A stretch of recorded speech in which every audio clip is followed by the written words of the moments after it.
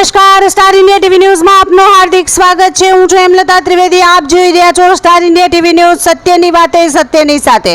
દાહોદ જિલ્લાના ફતેપુરા નગરમાં ફતેપુરામાં કબ્રસ્તાન સામે ગેરકાયદે ડમ્પિંગ યાર્ડ હટાવવા મામલતદાર અને ટીડીઓને આવેદનપત્ર। ફતેપુરા નગરમાં મુસ્લિમ ગાંચી સમાજના કબ્રસ્તાન અને તળાવની જમીન પર ચાલી રહેલા ગેરકાયદે ડમ્પિંગ યાર્ડના કારણે સ્થાનિકો અને રાહદારીઓ ત્રાહિમામ પોકારી ઉઠ્યા છે। આ જનહિતના પ્રશ્ન અંગે મુસલમાન ગાંચી સમાજ પંચ અને મુસલમાન વક્ફ ટ્રસ્ટ દ્વારા ફતેપુરાના મામલતદાર અને તાલુકા વિકાસ અધિકારીને આવેદનપત્ર પાઠવી તાકીદે આ સ્થળ બદલવા રજૂઆત કરવામાં આવી છે।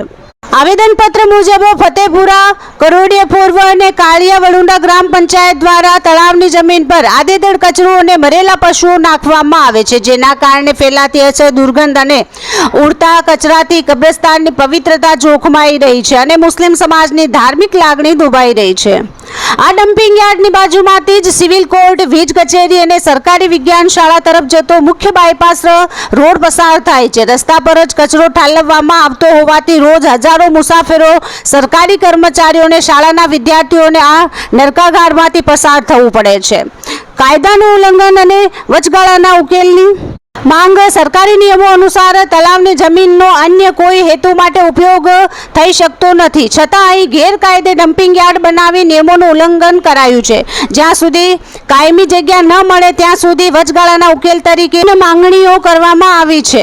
હાલનો તમામ કચરો ઝાલોદ તથા સંતરામપુર નગરપાલિકાના ડમ્પિંગ યાર્ડમાં ખસેડી સફાઈ કરવી, કચરા નિકાલ માટે ઊંડો ખાડો ખોદી કામચલાઉ રસ્તો બનાવવો, જેથી દુર્ગંધ અને કચરો બહાર ન ફેલાય। સમાજના હોદ્દેદારોએ આ ગંભીર પ્રશ્નોનો તાત્કાલિક ઉકેલ લાવવા માટે તાલુકાના અધિકારીઓને ત્રણેય ગ્રામ પંચાયતના સરપંચો અને તલાટીઓ સાથે સંયુક્ત મીટિંગ બોલાવવા વિનંતી કરી છે। આ પત્રની નકલ કલેક્ટર અને ડીડીઓ દાહોદને પણ મોકલવામાં આવી છે। Star India TV news reporter Azadesh Mansuri, Fatepura, Dahod.